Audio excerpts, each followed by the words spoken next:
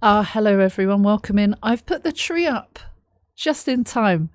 I am Phoebe. I'm on a music discovery journey and I would like to invite you along for the ride. I'm sharing all the great finds of music here on my channel because I haven't consumed it all. I've consumed a lot. I'm 39 and I love rock, metal and subgenres of those, but I love a load of different things as well as that. So you'll find us gravitating towards the rock and metal subgenres, but there will be lots of other stuff in between. Please like and subscribe if you like the sound of that. We are delving into Sabaton's history channel. I realise I've maybe done this the wrong way round according to some. Honestly, each to their own. I didn't want to spoil the song, so watching the history channel would mean probably hearing parts of the song that I'm about to hear. I'm willing to do that in future, but we didn't do Christmas Truce. We haven't covered that yet. We've covered the song, but we haven't covered the History Channel episode. So that's what we're going to watch now. And it's 21.5 minutes.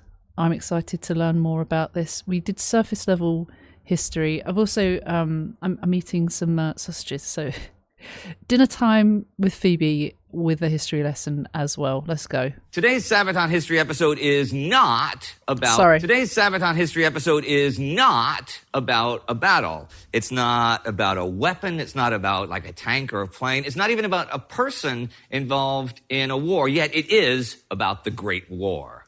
It is, of course, the Christmas truce.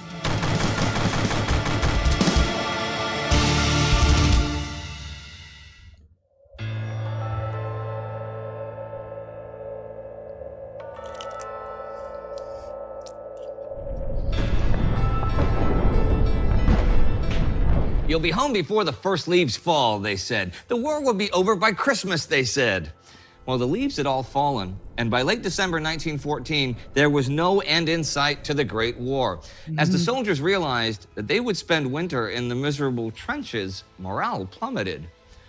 What would happen, I wonder? So we gathered all of this, right? It turns out the war wasn't supposed to last this long.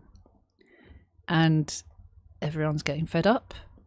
As it says, what would happen, I wonder? Winston Churchill wrote to his wife in mid-December, if the armies suddenly and simultaneously went on strike and said some other method must be found for settling their dispute, he would soon find out. The professional armies of career soldiers who had fought each other over the summer were largely gone by now, dead, wounded, or prisoners. In their stead stood conscripted men and disillusioned wartime volunteers, trapped in the horrors of trench warfare. Both sides spent their days sharing their meager rations with rats, fleas, and lice. They slept in damp underground dugouts and caves, while the forward sentries tried to keep awake in the mud and the sleet. The whole trench system was still seen as temporary, though, and breakthrough would come soon, so it lacked any kind of comfort or sophistication. I read that as well. So basically, there's a temporary solution, and they are living in a temporary solution. It's not very good quality of living. I'm happy to put subtitles on as well. Some people might not want them, just ignore them, but I find they might be useful. Unless you see them twice on a screen, then interesting. Beyond the parapets? Well, on December 21st, British Colonel Swinton wrote, "This is the Ultima Thule. Beyond is neutral territory, the no man's land between the hostile forces. It is strewn with the dead of both sides, some lying, others caught or propped on the sagging wire where they may have been for days, still others half buried in craters or destroyed parapets." When winter began and the temperature dropped, an increased lethargy was noticed by officers on both sides. Soldiers were literally sick of the worsening conditions, of being constantly exposed to the cold, the rain, and the enemy guns. The aggressive policies put in place by high command to keep the infantry busy only made things worse. Patrolling through the nights, keeping watch over the parapets, throwing bombs and sniping at the enemy, it all seemed so futile. All it did was increase their own chances of getting killed.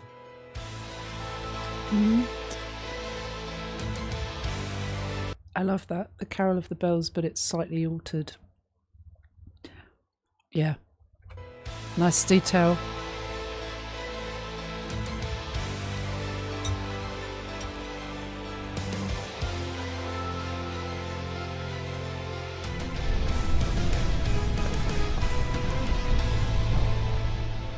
This led to a number of unofficial truces all over the front, a live and let live system. You let me sleep, I let you sleep. You don't fire on our latrines, we won't shoot up yours. Sometimes grenades were intentionally thrown to the side, or code words were exchanged, signaling a coming bombardment. It was a basic, almost natural understanding that there were limits to war. It makes me want to cry. How wholesome is that, though? That people did abide by that and didn't shoot, didn't set off any bombs, didn't throw any grenades. I've heard of many other situations where people tried, there was an attempt, but the other side took advantage and shot them, which is so disgustingly cruel. War is horrible. I said, I think it was in Christmas Truce, or it might have been somewhere else. It's bad enough people fighting, but actually, depending on the circumstances, not everyone went in wanting to fight. Not everyone wanted to go to war. A lot of people were forced. A lot of people, that was part of their duty. People would be punished if they didn't go to war. It was really an awful thing that not everyone did it willingly, and the powers at the top usually got their way, scared people into it, or humiliated people that didn't go in. So it's really important for me to mention that, because there are times where I'm like, oh God, I wish the soldiers would stop. I wish there was a big old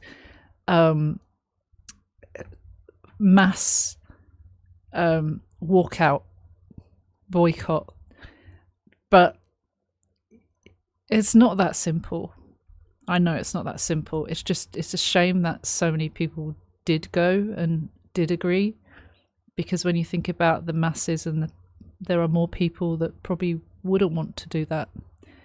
But people with power, people at the top, people that can kill you where you stand without a moment's thought, that don't care about the people going to war, that don't care about those that get killed.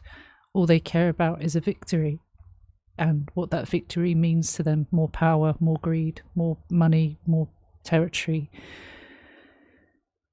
resources, because that's what it's usually about. Two old people or old sides fighting that aren't getting hurt, usually, especially these days, and lots of younger people fighting for them that are getting killed constantly. It's just, anyway, that's a long tangent. This is important in order to understand what would happen in the days around Christmas. So it's important to know that they both agreed that they weren't going to fight. So I'm just gonna watch that bit again. This led to a number of unofficial truces all over the front, a live and let live system. You let me sleep, I let you sleep. You don't fire on our latrines, we won't shoot up yours. Sometimes grenades were intentionally thrown to the side, or code words were exchanged, signaling a coming bombardment. It was a basic, almost natural understanding that there were limits to war. This is important in order to understand what would happen in the days around Christmas. The Champagne offensive began the week before Christmas. After a series of attacks and counterattacks, no man's land was once more littered with the bodies of the fallen. The overall mood inside the trenches was as terrible as the weather, with men up to their knees in mud and water. Jeez. Then the first incidents happened. German soldiers were heard asking about a ceasefire. Hands in the air, they indicated that they wanted to go out and take care of the wounded in no man's land and bury the decaying bodies. The British agreed and went out to do the same. Right, so they both agreed to take care of their dead to start with. And bury the decaying bodies. The British agreed and went out to do the same. It was all spontaneous, but suddenly men were passing each other over the battlefield without firing a shot. In some cases, they even had a quick chat or shared a cigarette.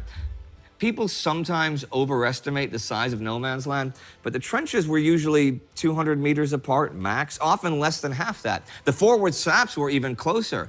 Day and night, the men could hear each other talking or yelling and singing. Conversations between the two sides were not uncommon.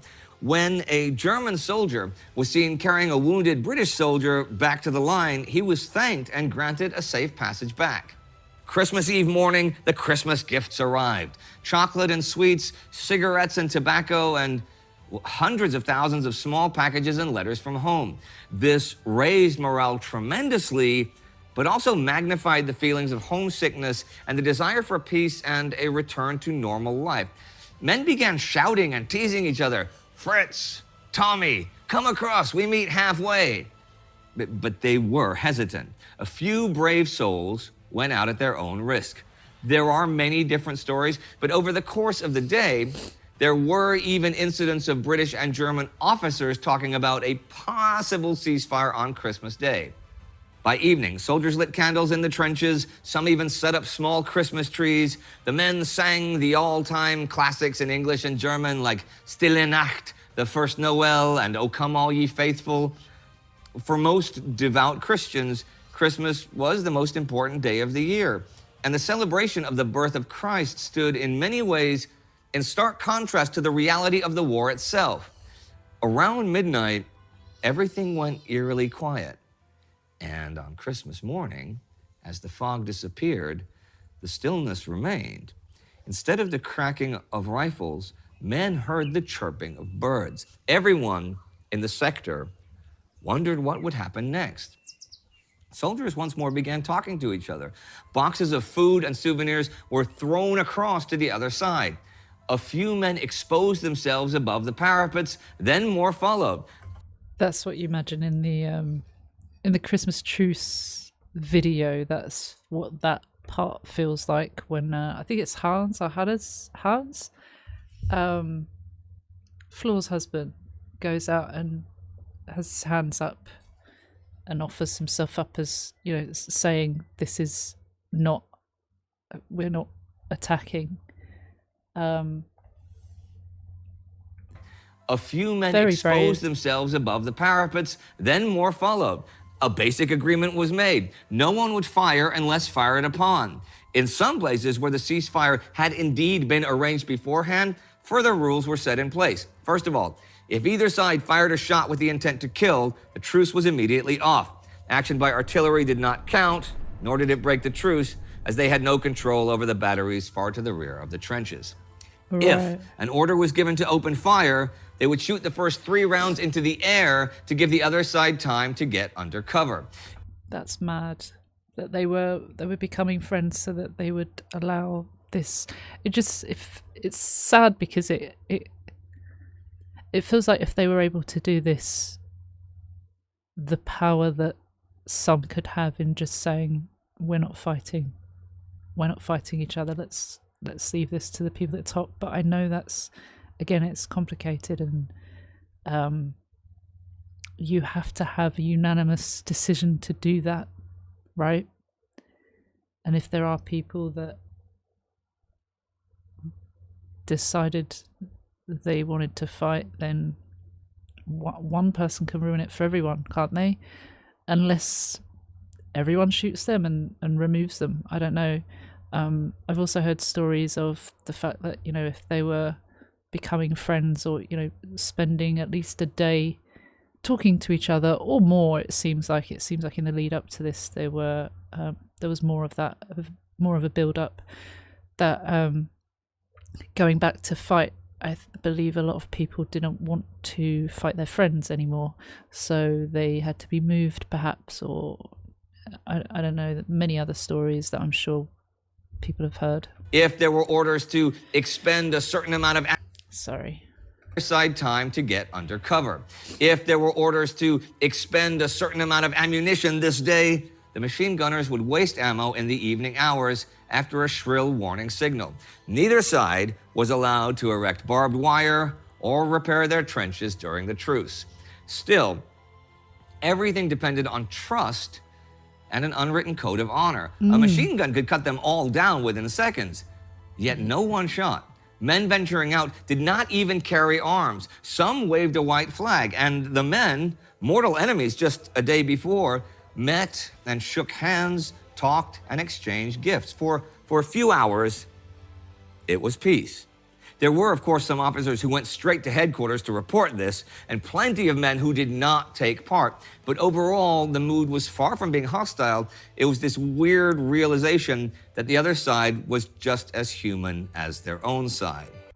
See, there were still people who didn't want that, and I guess those who were really patriotic, wanted to fight for their country, that would get annoyed at the people making friends. That, you know, it takes one to ruin it for everyone, and it's a shame that they saw it like that, or were made to believe that that was wrong.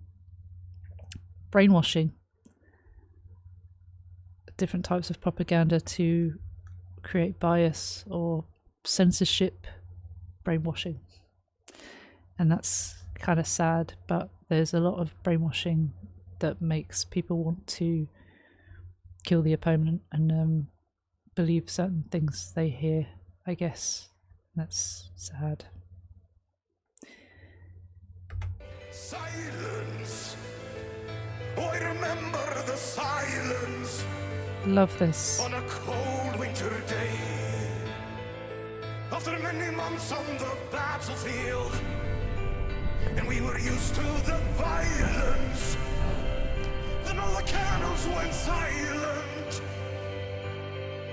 and the snow fell. Voices sang to me from no man's land. We are all, we are all, we are all, we are all friends. See, I would have heard that before hearing the actual music video, and I'm glad I didn't on this occasion, but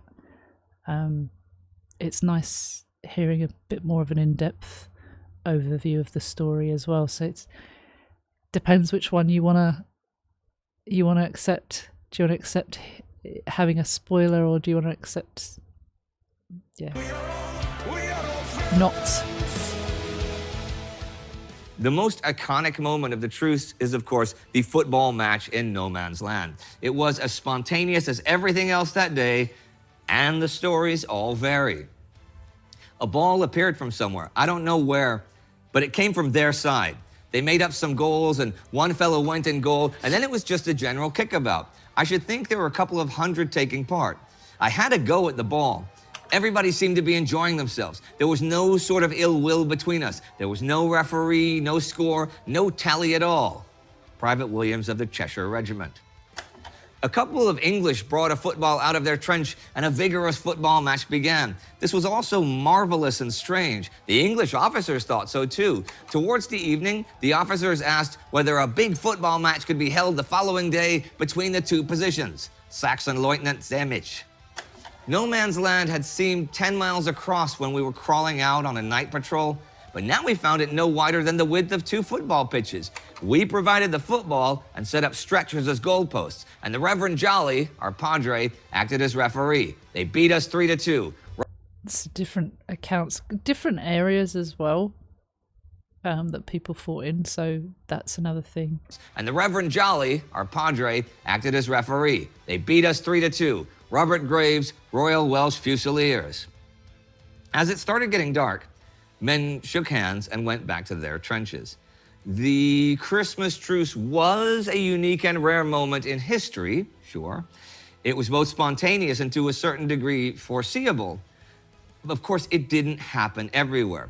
Yeah. Hundreds of men still died, and parts of the front were as busy as they were every other day. And the Western Front was just one of many battlefronts in the war. On Christmas Day, Ottoman soldiers by the tens of thousands were busy freezing to death in the disastrous Battle of Sarıkamış in eastern Anatolia. Jeez. But for those that experienced the truce, it was something they'd never forget. In some places it lasted a few hours, somewhere else it lasted to the next day, but it could not go on forever. As the news went up the chain of command, generals on both sides were quick to snuff it out. Fraternization was deemed a crime against the nation. Yeah. Two things I said earlier. So it didn't happen everywhere, in every area. The fighting took place in large stretches of land, so there were different areas. I guess people were assigned to different territories. And then people were scared into fighting because they would be seen as traitors, and perhaps they would get killed when going back home. Sides were quick to snuff it out. Fraternization was deemed a crime against the nation. Participating units were rotated out of the lines, and their officers were threatened with court-martial. So participating units were rotated. Makes me think that's them being stationed elsewhere so that they could fight people that they didn't know and didn't meet, didn't fraternize with. Were rotated out of the lines, and their officers were threatened with court-martial. High command ordered inspections and speeches and shamed the men at the front. Did you shake hands with those that bayoneted babies in Belgium? Did you exchange gifts with the bastards that killed your brother yesterday? Although the press back home was quick to take up the story. Manipulation at its finest. Yesterday, although the press back home was quick to take up the story, censorship soon cracked down on its telling. Well, that was predictable, wasn't it? Censorship, the hiding the truth. Most of us probably know what that is, but just in case you don't, news that doesn't give all the details and creates a different picture that again is brainwashing. Was quick to take up the story, censorship soon Or just cracked hide down it. on its telling. The Hiding whole it. truce became taboo. Official war history denied that it ever happened. It only lived on through the memories of those that had participated and who had shared the stories with those back home. As the war went on, the animosity between sides became ever greater. Poison gas, flamethrowers, the sinking of merchant ships, the slaughter at the Somme and Verdun, all made sure that the Christmas truce in the West would not repeat itself. Of course, there would be smaller truces all over the war on all fronts for such things as retrieving bodies. Informal arrangements were respected, but this level of fraternization, this antithesis to war, would never be again reached. Not until the end. Still, Churchill got his answer. For a single day, the opposing forces mingled in friendly conversation and even in games. It was an amazing spectacle and must arouse bitter thoughts concerning those high-ranking conspirators against the peace of the world who in their mad ambition had hounded such men on to take each other by the throat rather than by the hand. Arthur Conan Doyle. Today we're all brothers, tonight we're all friends. Our moment of peace in a war that never ends. Today we're all brothers, we drink and unite. Now Christmas has arrived and the snow turns the ground white. Hear carols from the trenches, we sing a holy night. Our guns laid to rest on snowflakes. Our Christmas in the trenches, our Christmas on the front, far from home. Hey, Per. Hey, Indy. Hey, there's something that looks a little bit different on you than normally. I was going to say this earlier, but I got sidetracked, actually. Has he hurt himself? There's something that looks a little bit different on you than normally. Is it the kavai? Yeah? No. It's you've done something to your Oh, face. yeah. Oh, you know, I completely forgot about that. Funny story, though. You want to know how that happened? Yeah. Okay. I hope it's a good Christmas It's story. a good story. Yeah. Okay, yeah. It's Christmas time, right? It was Christmas time, And because I'm a good guy, I was doing some charity work, right? And there were these orphans and nuns in an orphanage. Although it was a non-denominational orphanage, because Christmas is really about to celebrate giving and the human spirit and stuff. You could put religion in it if you like, but you know what I mean, right?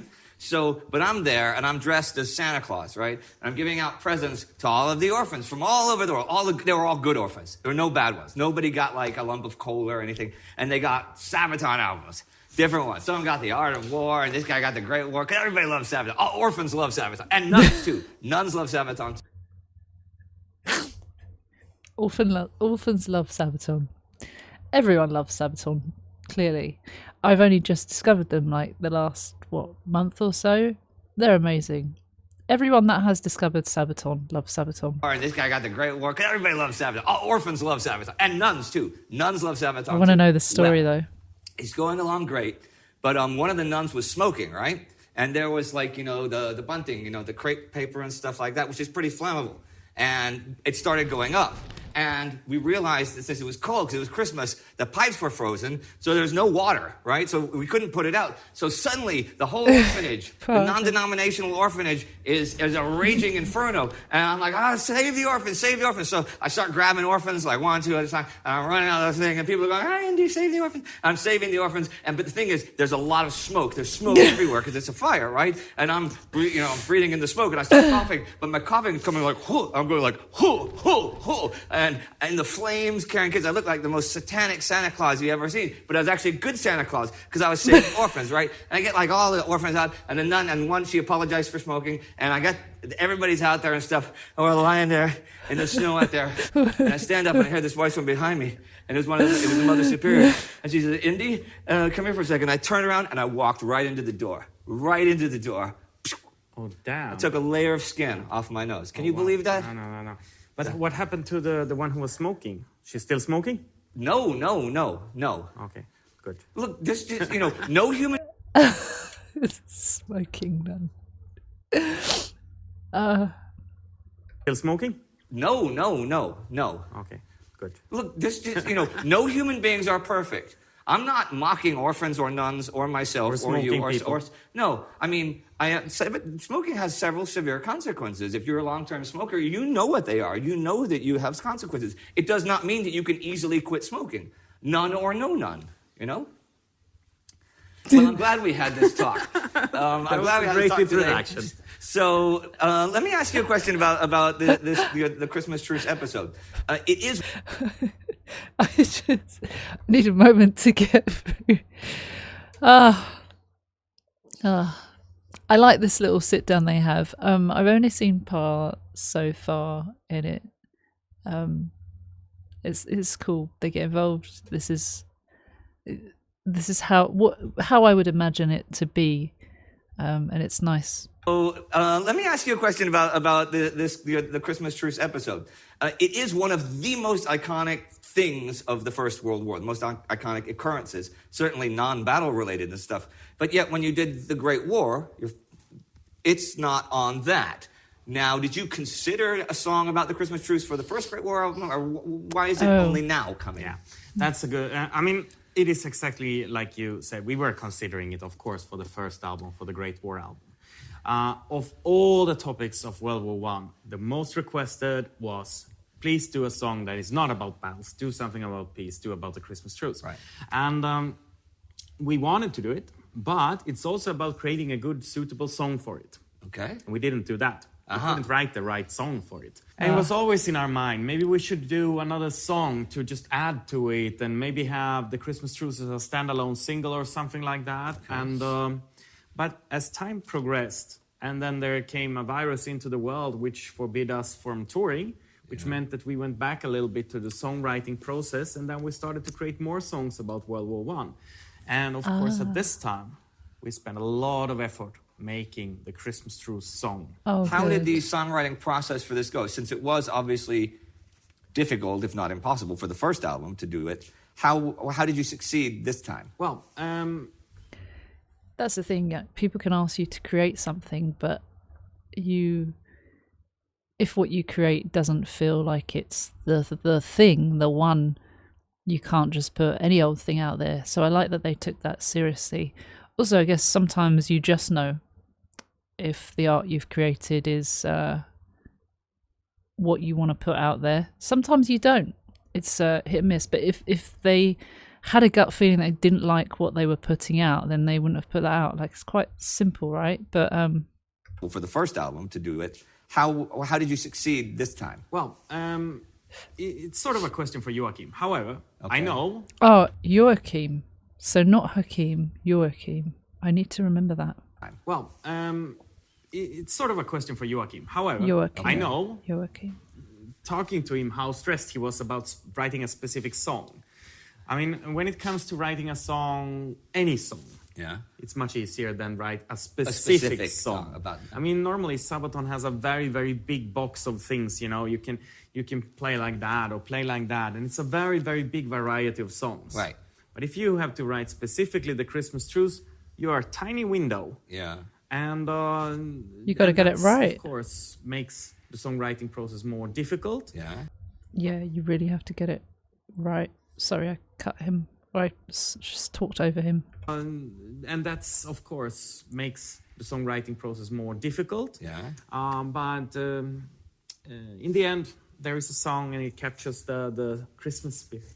Now, you know, when I was doing The Great War, people would ask all the time, you know, since we did a special about the Christmas truce in the first year, but people were always asking, well, were there other like Christmas truces or Easter truces or other holiday truces? Did people try to do these on any of the fronts? And the answer is not no. Now, in the history part you just heard, I don't talk about this, but on Easter in 1916, on the Eastern Front, the Russians tried an Easter truce facing against, not the Germans, the Austro-Hungarians, they're facing that part of the front. And they came out of their trenches on Easter morning with no weapons and anything. And they were taken prisoner by the Austro-Hungarians because the Julian and Gregorian calendars, which they're 13 days difference. So it's Easter to the Russians, but it was not Easter to the Austro-Hungarians. It was just a bunch of guys coming out of their trenches without their weapons. So they took them all prisoners. It's sad, isn't it? It's a shame. It's a shame they couldn't just, you know, see it for what it was as a truce without the holiday calendar. But what can you do now? I heard this one on another episode. So a bunch of guys coming out of their trenches without their weapons. So they took them all prisoners. So that's a big main reason why you did not get Eastern Front truces. And imagine if there was the Swedish midsummer truce. Yeah. And this is a thing. If Sweden, hopefully never, but if Sweden goes to war and we fight over the midsummer, at least we will try to do a midsummer's celebration, drinking moonshine and singing. As you do. The little små now, but okay, So I know Indy is moved over and lived in. I believe he's lived in Sweden for a while. I think it's Sweden that he's moved to. I'll do a little bit of research on him as well. As you do. The little now, but okay, so that's midsummer. Probably the enemy is just like, oh, idiots, let's shoot them. Wait, I speak Swedish. I think they're singing about frogs. Because they are. That's what Swedes do at midsummer. But speaking of what Swedes do at midsummer, what do you do at Christmas? How do you celebrate? Do you celebrate Christmas? Well, it's my whole life. It hasn't changed that much. We're still together with the family, with the core family, and we just sit and we give away some presents and we have a nice dinner together the whole day, and then we watch the Swedish Kalanka. Okay, of course. You know, I didn't used to when I came to Sweden because I thought that's the same thing every year, but I do now. Yeah, I do. It's part of tradition then.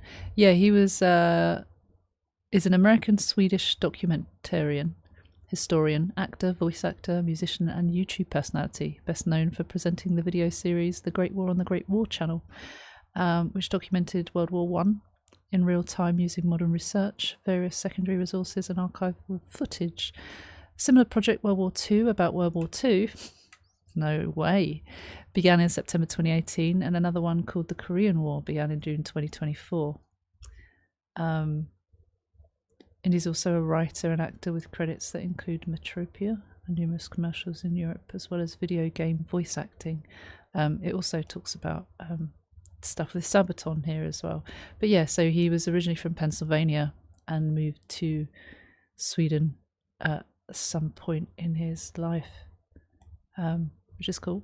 Used to when I came to Sweden, because I thought that's the same thing every year, but I do now. Yeah. I do. I the older I get, the more Christmas traditioning I get. Although since my family, my siblings and my parents are all in Texas, and it's rare that I'm there over Christmas because I usually have work here. But I do sometimes. Like a few years ago, I went to a media market and bought the biggest deep fryer I could find on December 23rd, and I spent the next 3 days alone with just the cats, like deep frying like everything, just seeing. And it was like one of the most fun Christmases I've ever had. You know what was really good? Deep fried gummy bears were really good. Okay, this is how you do deep fried gummy bears. Get a handful of gummy bears and stick them in the microwave, and so they're soft, not melted, right? And then mash them together, right? And then put them in the freezer for like 2 hours or so till it's frozen together, and then dip them in some batter, like a beer batter, and then deep fry it in a little ball. It's delicious. And that's the tip for this year's Christmas dinner. That is your Christmas treat, thanks to Sabaton history. Well, but do you have a Christmas message for everybody out there in Sabaton land? Yeah, well, I think we just wish everybody good holidays. Yeah, joyous and happy holidays. I hope have you a guys, great time. I hope you're safe and happy, and your whole week and month are full of smiles, and nothing but smiles. See you next And time. gummy bears. And gummy bears, deep fried. I'm from Texas. We deep fry everything. All right. Thank you, everybody. See you next time. See you next time. Christmas on the front line, we walk among our friends. We don't think about tomorrow. The battle will commence when we celebrate your Christmas. We thought about our friends, those who never made it home when the battle had commenced.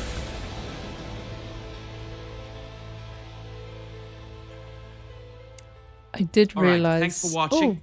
Please subscribe and also click that little bell so you get notifications in the future when we release new episodes of Sabaton History Channel. Already done. Link below, everyone. Yeah, in the Christmas truce, I realized that they show recent years, and I didn't really compute that when I was watching the first time or the second time, so that was interesting. A lot of people commented on that in the video, in the music response. Thank you so much everyone for watching. Also shout out to anyone that's supporting on Patreon, because that is part of the membership there. You can pay £1 or up and you get thanked at the end of the video. No pressure though, because if you aren't able to do that, I still value you. I value you so much, you have no idea. Anyone that's watching this video, anyone that's watched it, even if you've clicked off already and you can't hear me, I appreciate every single person that has given this a view, everyone that has liked to boost it, everyone that's commented to boost it, that really helps the algorithm. Anyone that has subscribed, that watches any of my videos, thank you so much. All of these things are going the extra mile. You don't have to be here. You didn't even have to click on this in the first place. So thank you so much. I really, really appreciate you. And I'll see you for more Sabaton or other artists in the future. Please have a lovely day. Merry Christmas. Take care. See you soon. Bye bye.